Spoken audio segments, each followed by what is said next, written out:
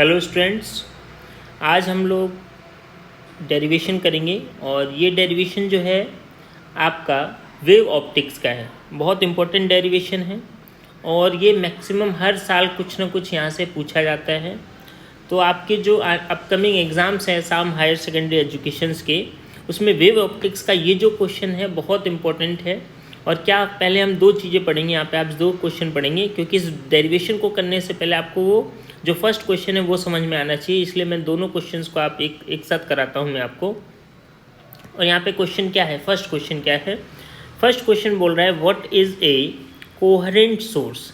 आपको ये पता होना है कि कोहेरेंट सोर्स क्या होता है। तो सबसे पहले हम इसी क्वेश्चन को डिस्कस करेंगे कि कोहेरेंट सोर्स का मतलब क्या होता है। क्लियर है? तो चलिए हम फर्स्ट कोहेरेंट सोर्स के बारे में समझते हैं कि कोहेरेंट सोर्स क्या होते हैं। ठीक है, तो मैं अगर बोलूं कोहेरेंट सोर्स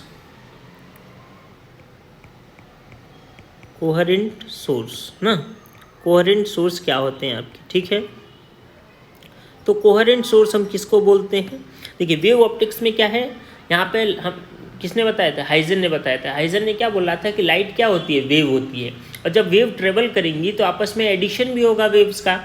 तो कौन सी वेव कैसे एडिशन होता है, और वेव का एडिशन होने की वजह से इंटरफेरेंस होता है। ये कुछ वर्ड्स हैं, आपको समझ में आना है कि दो वेव्स, लाइट क्या है according to Huygens theory, light क्या है? वेव है, और वेव जब ट्रेवल करेंगी तो एडिशन होगा, और एडिशन होने से लाइट के एडिशन होने से, वेव के एडिशन होने से एक फिनोमिना डेवलप हुई। उस फिनोमिना को उन्होंने क्या बोला? इंटरफेरेंस बोला। ठीक है, अब कोहेरेंट सोर्स क्या है उसमें, तो हम इसकी डेफिनेशन पहले लिख देता हूँ, क्योंकि ये भी एग्जाम में पूछा जाता है अलग से सेपरेटली। तो कैसे लिखोगे आप? लिखोगे two sources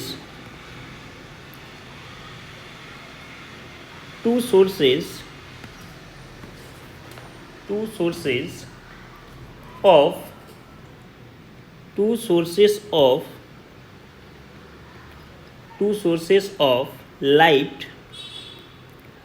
light wave, two sources of light ऐसे बोल सकते हैं, which continuously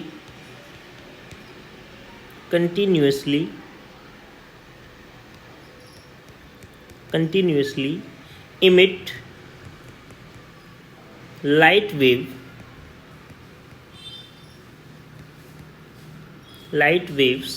of same frequency. सबसे इंपॉर्टेंट वर्ड है सेम फ्रीक्वेंसी।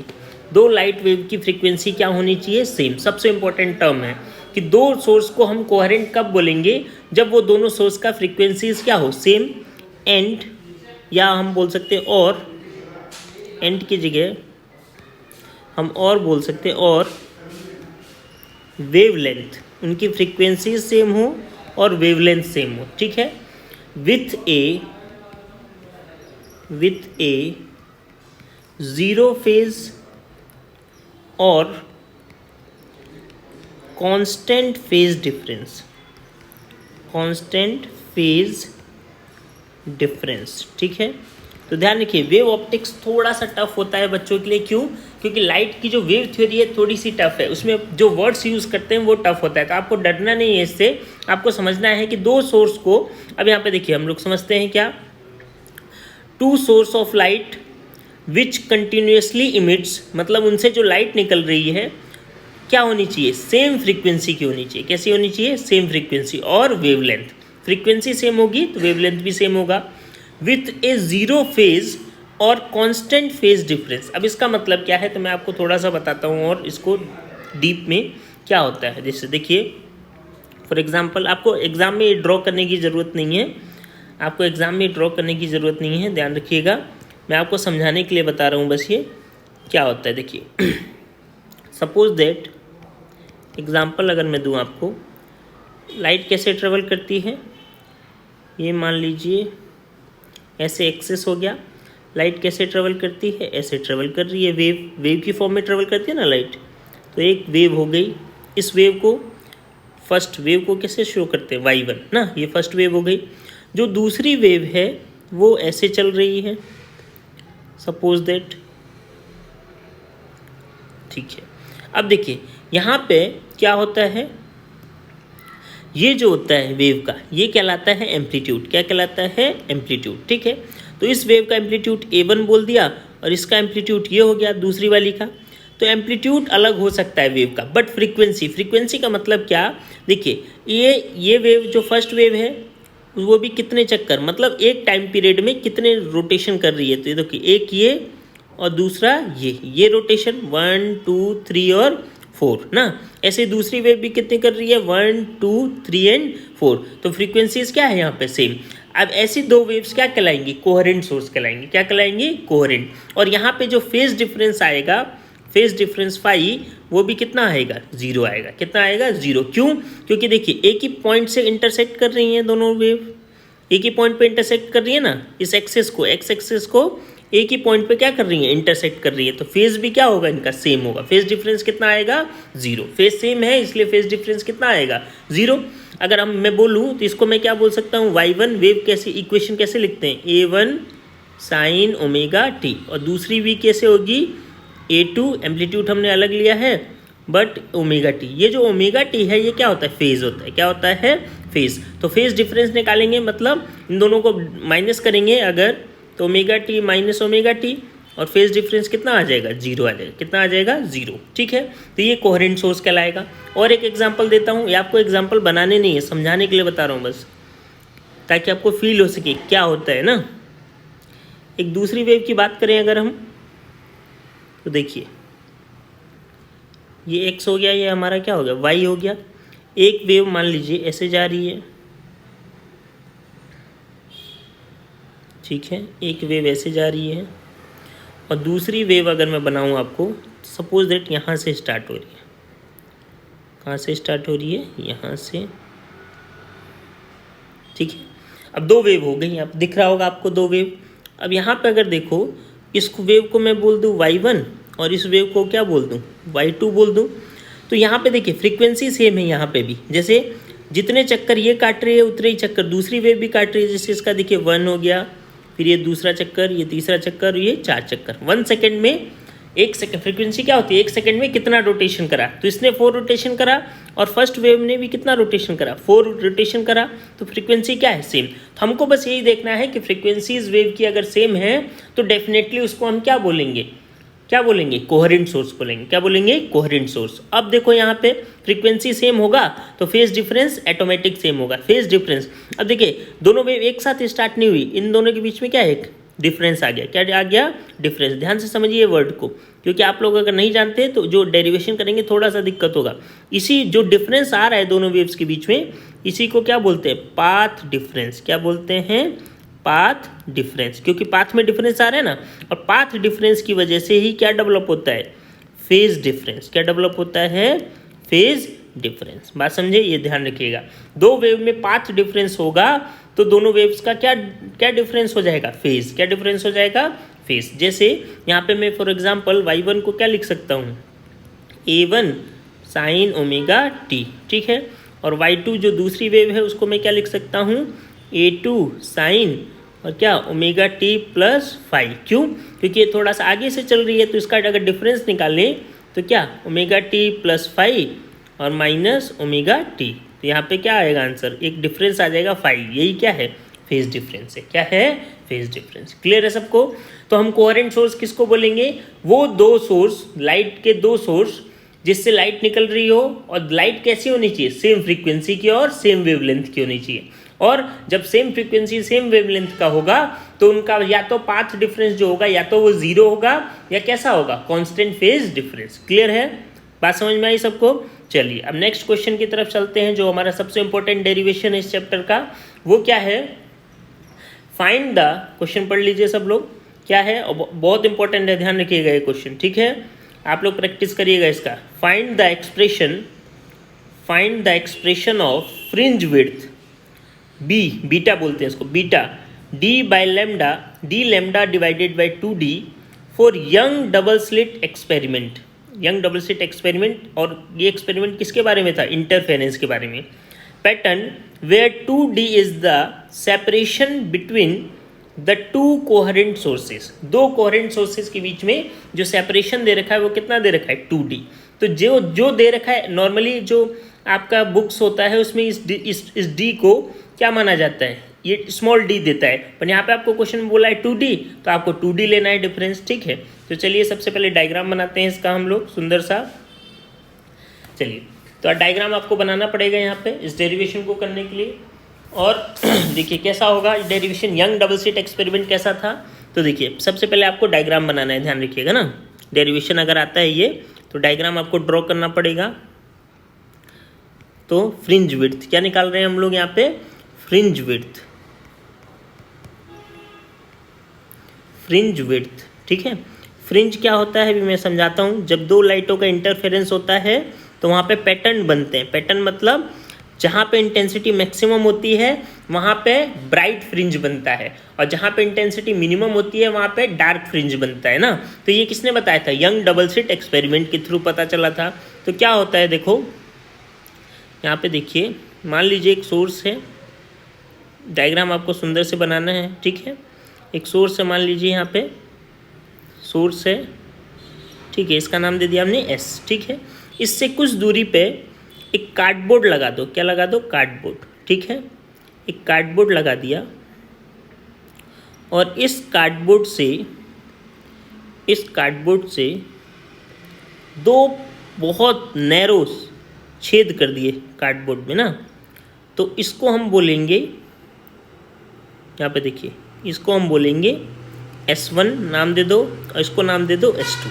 अब यही बोला था क्वेश्चन में कि दोनों, अब देखो कोहेरेंट सोर्स क्यों होगा ये दोनों, क्योंकि सपोज दैट देखो यहाँ से वेव पॉइंट सोर्स की वजह से वेव फ्रंट कैसा होता है, स्फेरिकल, कैसा होता है, स्फेरिकल, ऐसे जाएगा। और यही वेव यहाँ से भी निकलेगी, समझ रहे बात, और यही वेव यहाँ से भी निकलेगी। तो जब सोर्स सेम है तो सिंपल सी बात है, दोनों वेव्स का फ्रीक्वेंसीज क्या होगा, सेम। और हम जानते हैं फ्रीक्वेंसी सेम होगा तो वेव्स क्या होंगी, कोहेरेंट सोर्स होंगी, क्या होंगी, कोहेरेंट सोर्स। और जब लाइट कोहेरेंट सोर्स होती है तो कैसा इंटरफेरेंस होता है, तो क्या होगा, इंटरफेरेंस। जब कोहेरेंट सोर्स होगा तो इंटरफेरेंस होगा, क्लियर है। तो चलिए इसको अब प्रॉपर डायग्राम बनाते हैं, इसका प्रॉपर डायग्राम बनाता हूँ मैं आपको इसके लिए, ठीक है। समझ गए बात, ये आपको समझाने के लिए था कि वेव फ्रंट कैसे निकलता है। अच्छा, अब इन्होंने क्या करा, यहाँ पे एक स्क्रीन रखा, क्या रखा, स्क्रीन, ठीक है। यहाँ पे क्या रख दिया, एक स्क्रीन रख दिया, ठीक है ना।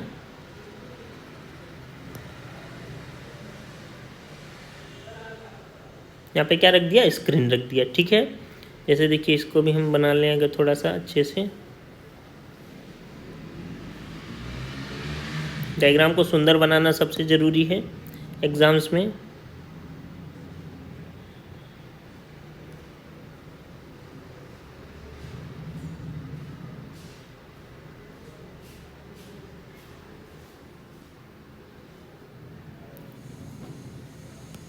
ठीक है,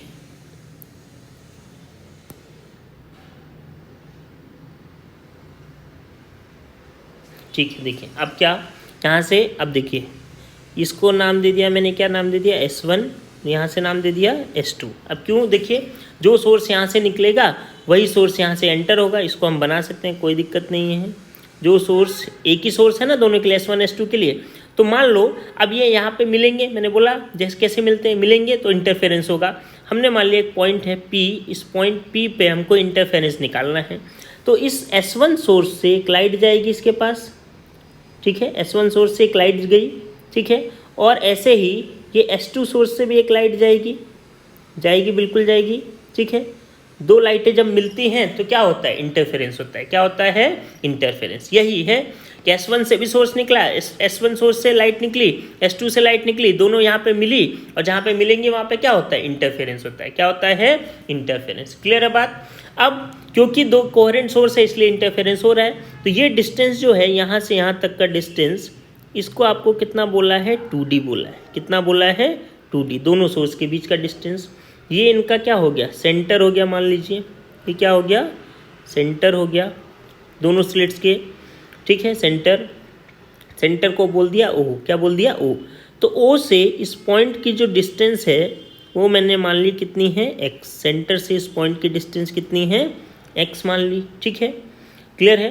अच्छा, ये सोर्स और ये स्क्रीन है, क्या है, स्क्रीन है, इनके बीच की जो डिस्टेंस होती है उसको क्या माना जाता है, उसको बोला जाता है कैपिटल डी। क्या बोला जाता है, कैपिटल डी। तब यहाँ से देखो, अगर हम बनाएं एक डायग्राम, तो ये जो है ये क्या हो गया, डी, क्योंकि ये 2D है तो इसके सेंटर से ये डी हो गया। और ऐसे ही ये जो डिस्टेंस है ये भी कितना हो गया, डी। कितना हो गया, डी। अब आपको क्या निकालना है यहाँ पे, समझ गए डायग्राम सब लोग?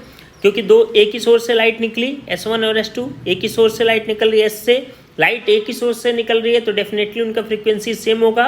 और फ्रीक्वेंसी सेम होगा तो क्या होगा, इंटरफेरेंस होगा। और इंटरफेरेंस होता है तो क्या बनता है, फ्रिंजेस बनती हैं। ठीक है, जहाँ पे इंटेंसिटी मैक्सिमम होती है वहाँ ब्राइट फ्रिंज बनता है, जहाँ मिनिमम होती है वहाँ पे डार्क फ्रिंज बनेगा। क्लियर है? तो हमको यहाँ पे फ्रिंज विड्थ निकालना है। तो फ्रिंज विड्थ निकालने के लिए आपको पाथ डिफरेंस निकालना पड़ेगा। ठीक है, दोनों वेव्स का पाथ डिफरेंस। ठीक है ना, तो हम पाथ डिफरेंस निकालते हैं। सो पाथ डिफरेंस अगर निकालें, पाथ क्या, फर्स्ट सोर्स का पाथ क्या है, S1P बोल सकते हैं, और सेकंड वाले का क्या है, S2P। देखने से ही लग रहा है थोड़ा सा कि S2P ज़्यादा है और S1P क्या है, कम पाथ इसका। तो पाथ डिफरेंस अगर हम देखें, पाथ डिफरेंस, तो इसको पाथ डिफरेंस को हम क्या बोल सकते हैं, S2P माइनस S1P। ये पाथ डिफरेंस हो गया हमारा, S2P माइनस S1P। ठीक है, और इसको हमने एक नाम दे दिया, मान लो सपोज दैट, नाम कुछ भी ले लो, M नाम दे दिया मैंने, बार बार नहीं लिखूंगा, M लिख दूंगा तो आप समझ जाना पाथ डिफरेंस है। ठीक है, तो M निकालना है हमको। तो M कहाँ से निकालेंगे, इस डायग्राम को देखो, थोड़ा सा मैं सही कर देता हूँ।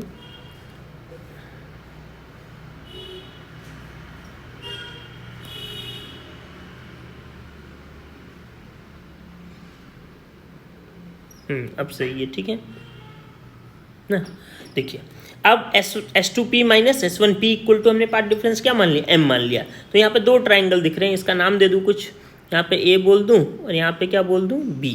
तो पहले हम क्या, S2P निकालना है हमको, तो कहाँ से, फर्स्ट वाले ट्राइंगल से निकाल लें। दो ट्राइंगल बन रहे हैं हमारे यहाँ पे, तो हम क्या बोलेंगे, फ्रॉम, देखिए S2P क्या हो जाएगा, फ्रॉम राइट एंगल ट्राइंगल, कौन सा ट्राइंगल है, राइट एंगल ट्राइंगल है, कौन सा, S1A और P, S1A एंड P। ठीक है, ये ट्राइंगल दिख रहा है सबको, ये वाला triangle S1A and P right angle triangle है। हमको S1P निकालना है। S1P क्या है हमारा यहाँ पे, बोलिए तो, S1P क्या है, S1P हमारा है यहाँ पे हाइपोटेनस ना। तो हाइपोटेनस कितना होगा बोलो तो, हाइपोटेनस का स्क्वायर कितना हो जाएगा, हाइपोटेनस जो है हमारा वो कितना आएगा यहाँ पे, तो देखिए कितना लिख सकते हैं इसको हम लोग, S1PA। तो क्या होगा हाइपोटेनस का, perpendicular square plus base square. Perpendicular कितना है, इसके लिए परपेंडिकुलर यहाँ से यहाँ तक देखिए कितना है, x। ये परपेंडिकुलर हो गया यहाँ से यहाँ तक, तो ये कितना मिलेगा आपको, x माइनस डी। क्या बोल सकते हैं, x माइनस डी, क्योंकि यहाँ से यहाँ तक x है और ये यहाँ से यहाँ तक क्या है, d। तो x में से d माइनस कर दीजिए, तो क्या बोल सकते हैं इसको, x माइनस डी। ठीक है, परपेंडिकुलर का स्क्वायर प्लस बेस का स्क्वायर, तो बेस क्या हो जाएगा, डी स्क्वायर। क्या हो जाएगा, डी स्क्वायर। ठीक है, क्लियर है सबको? अच्छा, ऐसे ही अगेन फ्रॉम ट्राइंगल, कौन से ट्राइंगल से, फ्रॉम ट्राइंगल, कौन सा ट्राइंगल हो गया आपका, S2PB, S2PB यहाँ से निकालें। तो यहाँ से क्या बोलेंगे, वही चीज़ हमको क्या निकालना है, अच्छा इसका स्क्वायर होता है, ये भी स्क्वायर, ये भी स्क्वायर की फॉर्म में लिखिए। तो क्या चाहिए बोलो तो, वही perpendicular square plus base square. क्या हो जाएगा इसका परपेंडिकुलर, यहाँ से यहाँ तक परपेंडिकुलर है, तो ये चीज़ क्या हो जाएगी, x प्लस डी। तो क्या लिखेंगे इसको, x प्लस डी का होल स्क्वायर प्लस बेस कितना है इसका भी कितना है, डी स्क्वायर। क्लियर है, समझ गए सब लोग? तो ये आ गया। अब इनको क्या कर दें, माइनस कर दें हम। तो क्या लिख सकते हैं बोलो तो, जो ज़्यादा है उसमें से कर दें माइनस। तो क्या लिखेंगे, S2PB का स्क्वायर माइनस S1PA का स्क्वायर, और दोनों का क्या आ जाएगा, इसमें लिख दें D square plus D square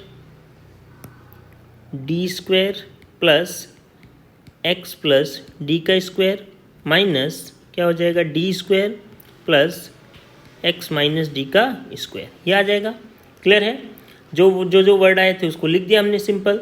अब यहाँ पे क्या लिख सकते हैं, देखो तो पहले इसको सॉल्व कर लेते हैं। तो देखिए क्या आएगा यहाँ पे क्या लिखेंगे हम लोग, डी स्क्वायर हो गया, ये क्या है, ए प्लस बी का होल स्क्वायर, ओपन कर लो, A square plus B square plus 2ab, यहाँ पे माइनस डी स्क्वायर हो गया, ठीक है, माइनस डी स्क्वायर, इसको ब्रैकेट में कर लेते हैं, माइनस डी स्क्वायर, और क्या लिख देंगे, ए माइनस बी का होल स्क्वायर, तो A square plus B square minus 2ab, ठीक है ना। तो माइनस टर्म अंदर ले जाएं, same to same, X square plus D square plus कितना हो गया 2xd, माइनस अंदर ले गए तो minus D square minus X square minus D square और माइनस माइनस प्लस हो गया प्लस 2xd, ठीक है। यहाँ पे देखिए सब कुछ कैंसिल हो जाएगा, एक्स स्क्वायर कैंसिल, बचा क्या 2xd प्लस 2xd, कितना हो गया 4xd, ठीक है। ये टर्म मिला आपको सिंपल। अब देखिए ये वाला जो चीज़ है, ये ए माइनस बी का ए स्क्वायर माइनस बी स्क्वायर, इसको हम क्या लिख सकते हैं, फॉर्मूला आपको पता है, ए प्लस बी और क्या होता है ए माइनस बी, तो ये हमारा हो गया ए प्लस बी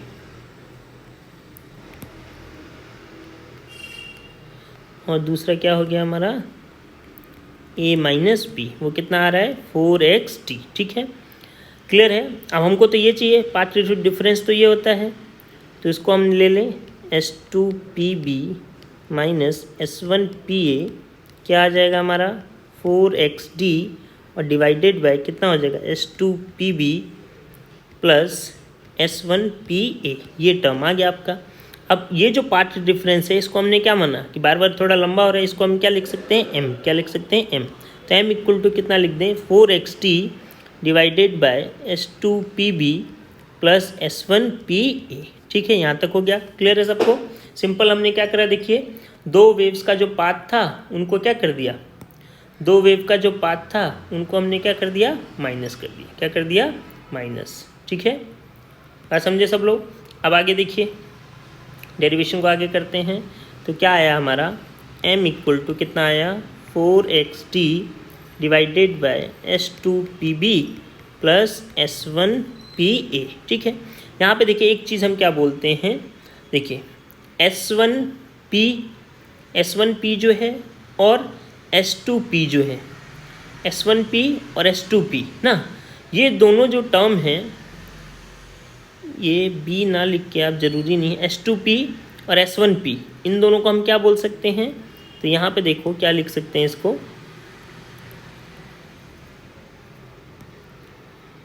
ये S2P है और प्लस S1P ना, ये B लिखने की ज़रूरत नहीं है। तो एक क्या बोल सकते हैं, इन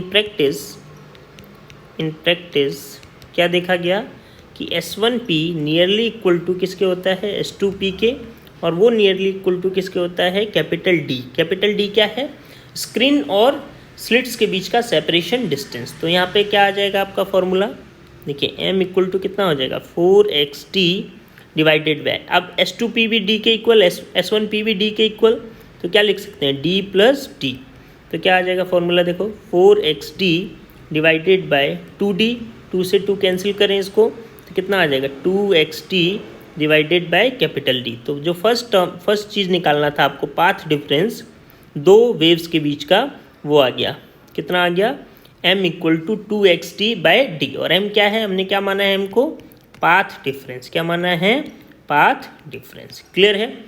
अब मैंने बोला जैसे जो स्क्रीन पे, फिर समझो सब लोग, थोड़ा सा लेंदी है डेरिवेशन।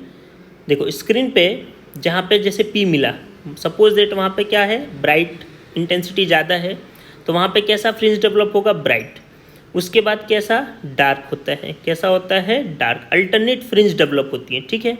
फिर क्या होगा ब्राइट होगा, क्या होगा ब्राइट, फिर क्या होगा डार्क होगा, क्या होगा डार्क, ठीक है। मान लिया ये ब्राइट है तो ये डार्क होगा, फिर ये ब्राइट है तो ये क्या होगा डार्क होगा। क्लियर है। हमसे पूछा है डेरिवेशन जो है वो क्या चीज़ के बारे में, आपको डेरिवेशन बोला है कि फ्रिंज विड्थ। अब फ्रिंज विड्थ का मतलब दो कंसेक्यूटिव ब्राइट के बीच में कितना डिफरेंस होगा और दो डार्क के बीच में कितना डिफरेंस होगा, वो कहलाता है बीटा। क्या कहलाता है? बीटा। तो कैसे मिलेगा? तो आपको यहाँ पे जानना पड़ेगा कि फॉर ब्राइट फ्रिंज की बात करें, तो ब्राइट फ्रिंज के लिए जो पाथ डिफरेंस होता है, पाथ डिफरेंस ये पहले ही डेरिवेशन में है, या तो आपको याद कर लो डायरेक्ट। यहाँ पे पाथ डिफरेंस जो होता है वो कितना होता है? N lambda. कितना होता है? N lambda. और हमारा जो पाथ डिफरेंस आ रहा है वो कितना आ रहा है? 2xd/d। तो दोनों को इक्वल कर सकते हैं पाथ डिफरेंस को। तो कितना आ जाएगा? 2xd/D इक्वल टू क्या हो जाएगा? N lambda. और यहाँ से x की वैल्यू अगर निकालें तो क्या आ जाएगा? N lambda D divided by 2d।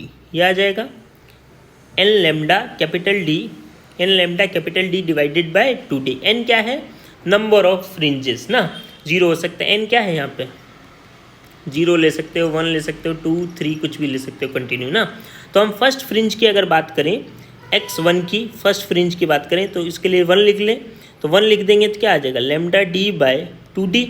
क्या आ जाएगा? Lambda D/2d। और सेकेंड फ्रिंज की बात करेंगे तो n2 लिख दें तो कितना हो जाएगा? 2 लेमडा D/2d। ठीक है, तो दो कंसेक्यूटिव ब्राइट फ्रिंज की बात कर रहे हैं। इसके लिए क्या आ रहा है आपका? N lambda D/d। और दूसरे वाले के लिए क्या आ रहा है? 2 लेमडा D/2d। ठीक है, अब फ्रिंज विड्थ मैंने क्या बोला कि दो कंसेक्यूटिव ब्राइट फ्रिंजेस के बीच में जो डिफरेंस है वो क्या कहलाता है? आपका फ्रिंज विड्थ कहलाता है। दोनों को माइनस कर दीजिए तो क्या मिल जाएगा? देखो आपको x2 कितना मिला आपको? x2 मिला 2 lambda D divided by 2d minus x1। यहाँ पे x1 देखें, x1 क्या मिला हमको? Lambda D/2d। दोनों को माइनस कर दें, फ्रिंज विड्थ मिल जाएगा x2 माइनस x1, और इसी को बीटा बोलते हैं। क्या मिल जाएगा? 2 lambda D/2d minus lambda D divided by 2d। देखो दोनों में 2d कॉमन है, तो 2d ऊपर से क्या कॉमन है? Lambda D/2d। और क्या आ जाएगा? 2 माइनस 1। तो जो फ्रिंज विड्थ आएगा वो कितना आ जाएगा? Lambda D divided by 2d। ये हमारा आंसर हो जाएगा जो डेरिवेशन में आपको पूछा गया था। क्लियर है? आपको क्वेश्चन बोला था कि फ्रिंज विड्थ आप सॉल्व करो, तो आपने बता दिया d lambda divided by 2d। यहाँ पे आपको समझना है बीटा क्या है? Fringe width. ठीक है, ये हमने किसके लिए निकाला? ब्राइट फ्रिंज के लिए। ऐसे आप किसके लिए निकाल सकते हो? डार्क फ्रिंज के लिए। बट यहाँ पे आपको मेंशन नहीं करा कि ब्राइट के लिए निकालो या डार्क के लिए, तो आप किसी से भी डेरिवेशन कर सकते हो। हमने ब्राइट से निकाल दिया, ब्राइट से सॉल्व ईजी होता है ना। डी क्या है? D स्क्रीन डिस्टेंस है, कहाँ से? स्लिट से। लेमडा क्या है? वेवलेंथ। डी क्या है? दोनों स्लिट्स के बीच का डिस्टेंस। क्लियर है? तो उम्मीद करता हूँ आपको समझ में आया होगा। और ऐसे ही जो इम्पोर्टेंट्स डेरिवेशन है वो सारे डेरिवेशंस आपको एग्ज़ाम से पहले कोशिश करेंगे कि आपको मिल जाएं। बट आप लोगों को एक काम करना है, ज़्यादा से ज़्यादा इसको लाइक करिए और शेयर करिए ताकि हम लोगों का भी मोटिवेशन बना रहे। Thank you.